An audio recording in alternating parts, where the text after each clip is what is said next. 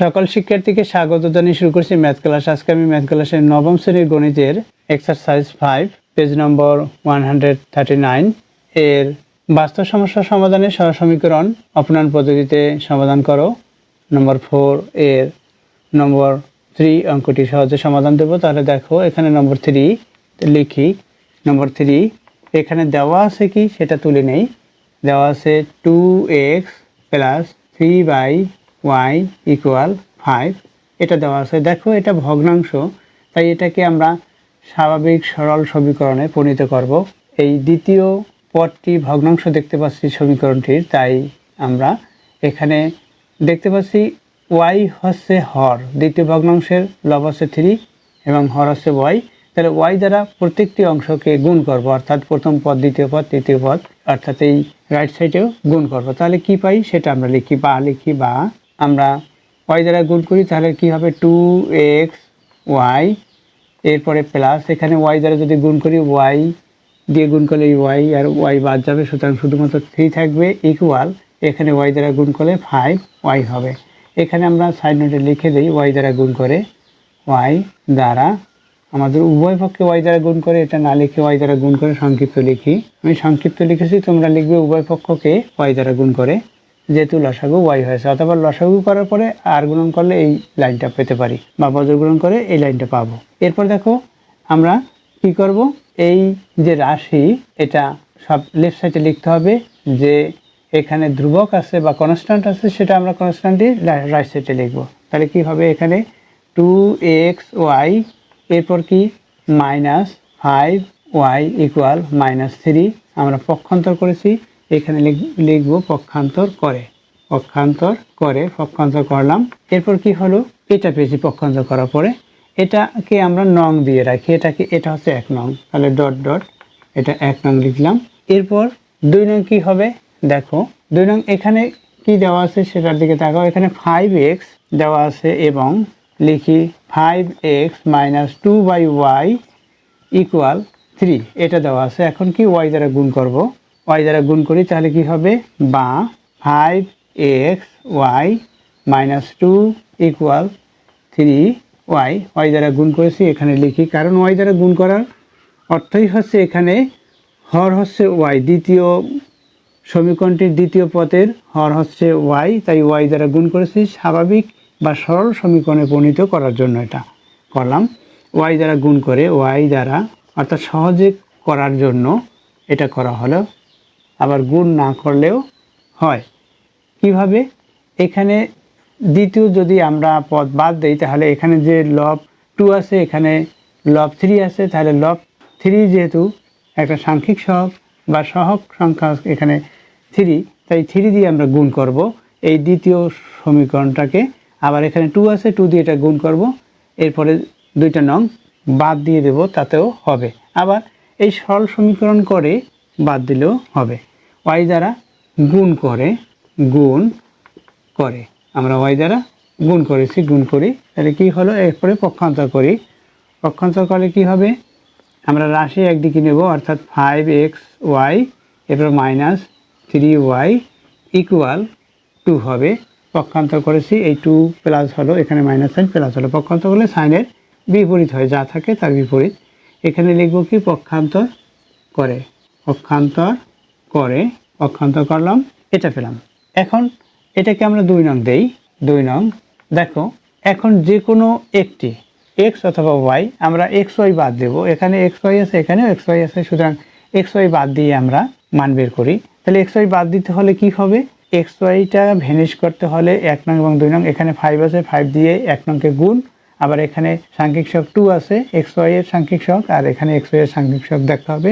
দুইটা সাংখ্যিক সহগ বা সহগ সংখ্যা বা সহগ একই করতে হয়, তাই এখানে 2 নং এর 5 দিয়ে 1 নংকে গুণ, 2 নং এর xy এর সাংখ্যিক সহগ 5 দিয়ে 1 নংকে গুণ করব, আবার 1 নং এর সাংখ্যিক সহগ আছে 2 দিয়ে 2 নংকে গুণ করব, তাহলে একই আকারে পরিণত হবে। তাহলে লিখতে পারি আমরা এই প্রথম ধাপ, এরপরে এটা প্রথম ধাপ লিখে অতঃপর দ্বিতীয় ধাপ লিখতে পারতাম, না লিখলে হবে। এখানে কি লিখব, 1 ও 2 নং সমীকরণকে সংক্ষিপ্ত লিখি, তাই সংক্ষিপ্ত লিখি 1 ও 2 নং সমীকরণ, এটাও সংক্ষিপ্ত লিখি, সমীকরণকে যথাক্রমে 5 ও অর্থাৎ 1 নংকে 5 দ্বারা 2 নংকে 2 দ্বারা, তাই 5 ও 2 দ্বারা গুণ করে পাই, 5 ও 2 দ্বারা গুণ করে পাই, অথবা বিয়োগ করে লিখতে পারি, গুণ করে অথবা বিয়োগ করে পাই।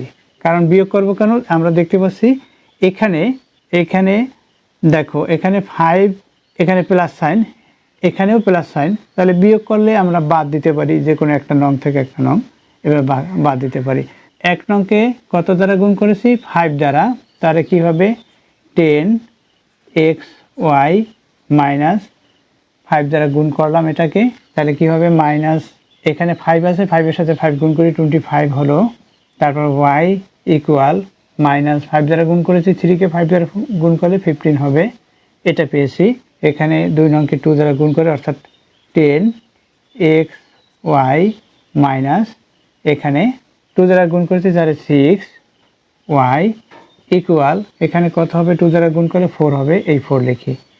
এখন আমরা বিয়োগ করব, কারণ xy বাদ দিব, তাই বিয়োগ করব। তাহলে বিয়োগ করি আমরা, দেখো এখানে সাইন হচ্ছে প্লাস, তাহলে মাইনাস হবে, সাইনের পরিবর্তন হয় বিয়োগ করলে, এখানে প্লাস সাইন মাইনাস, অর্থাৎ দ্বিতীয় যে রাশি তার সাইনের পরিবর্তন হলো।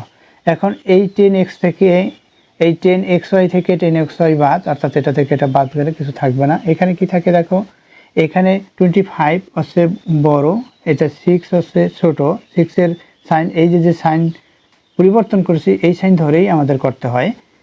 অবশ্যই তোমরা বিয়োগ করার নিয়ম জানো যে বিয়োগ কীভাবে করতে হবে। তাহলে এখানে হবে কত, দেখো 25 থেকে 6 মাইনাস করি, তাহলে এখানে 19 মাইনাস হবে, কারণ এটা বড়টির সাইন মাইনাস দিলাম, এরপর হচ্ছে এখানে 19y ইকুয়াল, এখানে কত হবে দেখো, এটাও মাইনাস এটাও মাইনাস, তাহলে এখানেও মাইনাস 19 হলো, অর্থাৎ 4 মাইনাস 15 মাইনাস 4 19 হলো। তাহলে y ইকুয়াল কত পাই, y ইকুয়াল পাই উভয় পক্ষকে প্রথমে এই যে ঋণাত্মক, এটাও ঋণাত্মক আছে, -1 দ্বারা গুণ করলে প্লাস হবে, এরপর 19 দ্বারা ভাগ করলে y ইকুয়াল 1 হবে। তাহলে সেটা আমরা লিখতে পারি, বা y ইকুয়াল 1, অতএব এখানে লিখে দেই y ইকুয়াল 1, এটা পেয়েছি, y এর মান পেলাম।